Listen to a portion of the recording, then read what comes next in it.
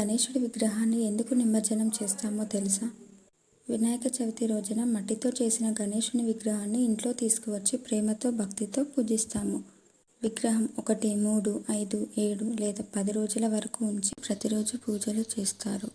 ఆ తర్వాత వచ్చే రోజు గణేష్ నిమజ్జనం చేస్తారు. పూజలన్నీ స్వీకరించిన తర్వాత గణేశుడు తన తల్లిదండ్రులు అయిన శివుడు మరియు పార్వతీదేవి వద్దకు తిరిగి వెళ్తాడని నమ్మకం.